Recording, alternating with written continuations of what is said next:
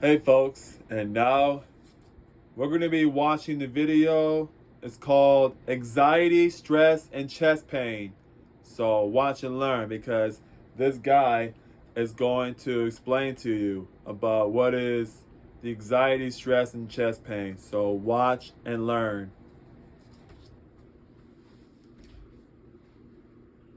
Hi guys, my name is Sanjay Gupta. I am a consultant cardiologist in York, and today I wanted to talk to you about how anxiety and stress can cause chest pain. Okay, chest pain is a incredibly terrifying symptom for many patients because the automatic assumption is that the pain signifies a heart attack waiting to happen, and I would always say that if anyone is experiencing chest pain, it's always a really good idea to go and seek medical advice and ideally see a cardiologist to ensure that the discomfort is not due to a lack of blood supply to the heart caused by a narrowing in a blood vessel that takes blood to the heart muscle. Okay, now this is more tends to be heart artery narrowings which cause chest discomfort, i.e. angina, tend to be a lot more commoner in older patients, i.e. patients above the age of 45 to 50, and in patients who have lots of risk factors like smoking, diabetes, high blood pressure, a family history, etc. This video is really for those people who have already been and seen a cardiologist and undergone the tests to exclude heart artery narrowings. And they have subsequently been told that, look, your pains are not due to heart artery narrowings. So we don't think it's your heart which is causing the pain. And whilst this is reassuring for patients, it still doesn't leave them any wiser as to exactly why they're getting the pains, because the pain is undoubtedly uncomfortable. And the fact that they don't know why they're getting it is obviously something that causes a great deal of anxiety. Now, when we do angiograms as a cardiologist, when I do heart tests, I often send patients for an angiogram, and if the angiogram is normal, I come back to them and say, "Look, your heart arteries are clear, the pain is not coming from your heart," and then the patient says to me, "Well, what could it be then?" And I say to them, "Well, it could be your stomach, it could be indigestion, it could be spasm, so that although your heart arteries are normal, maybe they go into spasm for temporarily, and maybe that stops the blood getting to the heart, and maybe that causes your discomfort." Sometimes we also make the assumption that it could be something called microvascular angina, which is that our tiny blood vessels that you can't see on an angiogram, maybe they're narrowed, and that's what causes the discomfort. And often people ask me, "Well, could it be due to stress?" And I say, yes, it could be due to stress. So today I wanted to try and clarify exactly how stress and anxiety can cause chest pain. And this video may really be useful because if you are one of those people who is continuing to get chest pains and you've been told your heart arteries are normal, then understanding what I'm going to talk about will probably help you understand the condition, but also may allow you to try and do things that can make it better for you. All right. Now, the main way in which stress and anxiety can cause chest pains is due to hyperventilation. Okay. Hyperventilation is when we overbreathe. Now, we know that about 60% of those patients who come to us with chest pain and in whom we think, oh, it could be coming from the heart, we do the angiogram, which is the gold standard investigation, and we find that the angiogram doesn't show any blocked arteries. 60% of those patients are subsequently found to have hyperventilation as a cause of their symptoms. So what is it about hyperventilation? Why do people with hyperventilation develop chest discomfort? And there are lots of different mechanisms, and there are at least 3 or 4 different types of chest pains you can get when you have stress and anxiety causing hyperventilation. The first thing to understand is that when we hyperventilate, we reduce the amount of carbon dioxide in our bloodstream. Okay, carbon dioxide, so normally we breathe in oxygen, we blow off carbon dioxide. When we're hyperventilating, we're blowing off lots of carbon dioxide. And that can upset the acid-base balance in our blood. Carbon dioxide contributes to the acidic content in our blood. When we blow off a lot of carbon dioxide, we actually reduce the acid in our blood and make it more alkali. And the effect that has is calcium and magnesium in our bloodstreams move from outside the cells into the cells. And that leaves less calcium and less magnesium outside the cells.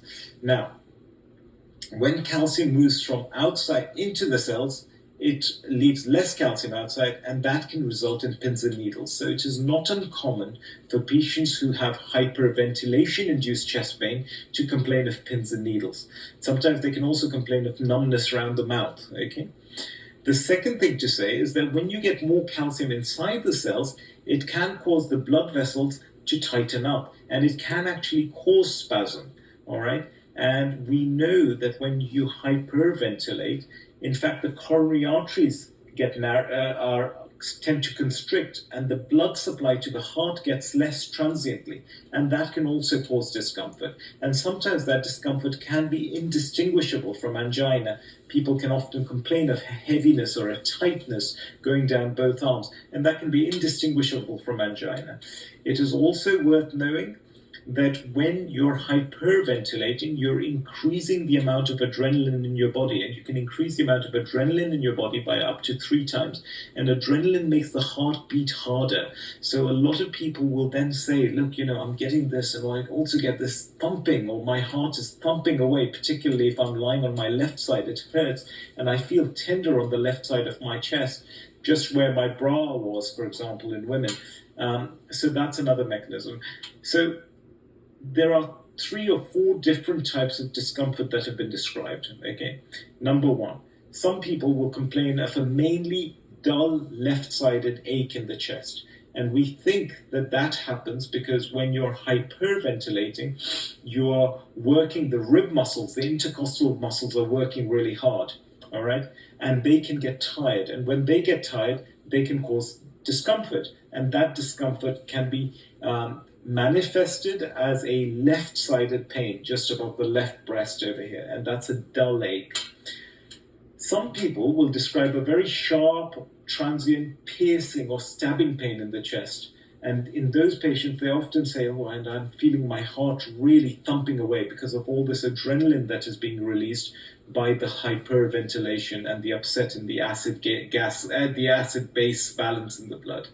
And these people, interestingly, will get more ectopics as well, and they often describe the ectopics as incredibly painful. All right? And then, as I say, a few patients will also describe this heaviness in the chest, like someone sitting on their chest, which, to all intents and purposes, is the same as angina. Angina feels like that, but I just want to re-stress the point that if you're getting it and you haven't been checked out, you must get checked out. But once you've been checked out and been told it's not your heart, then that could be another mechanism. It could be another mechanism because the heart arteries start constricting when your acid-base balance gets upset, when the calcium levels inside the cells go up, and that can also cause the discomfort. So the point is that these can all be symptoms which can be caused by hyperventilation, all right? And also it's worth noting that when you have all these symptoms and the adrenaline is excessive, it can sometimes even cause the ECG to change slightly. So these are not, these can all be explained by symptoms of stress and anxiety and hyperventilation. So if you are getting them, and if you have been, once you've been checked out by your cardiologist, and if you are continuing to get these symptoms, then it is worth thinking about your breathing. And I've got some breathing exercises that I'll put on my Facebook page, and trying those breathing exercises and deliberately slowing your breathing down at that time. And if you slow your breathing down and start taking deeper breaths in and stop over breathing, then that would relieve your symptoms. And for a lot of people, a lot of people get put on all these tablets and they're told, oh yeah, you have angina, you have angina.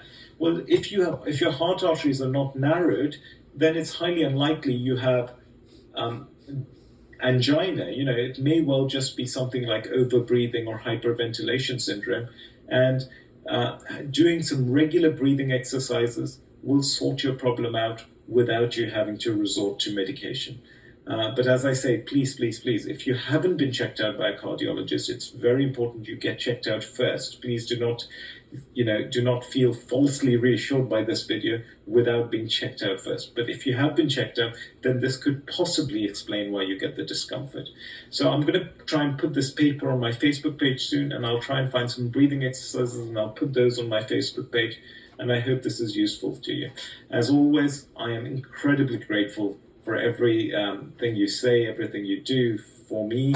I'm blessed. I'm blessed to have people write to me and say such nice things. And I will continue trying to put some videos out.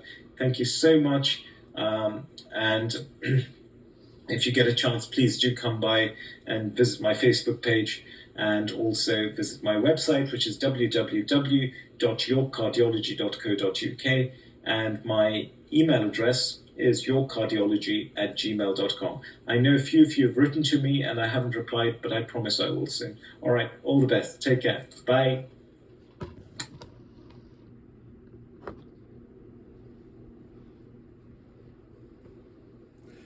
All right, folks.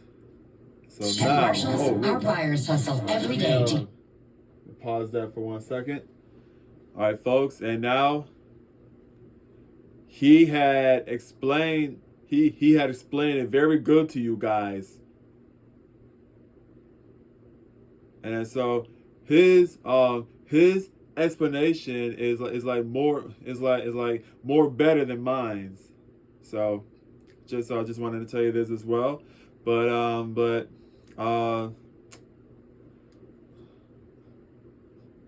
I teach and I explain. So that's what I do. I teach, I teach and I explain what the word stressing and anxiety with the chest pain. So that's what I did too. Okay, so see you later, folks.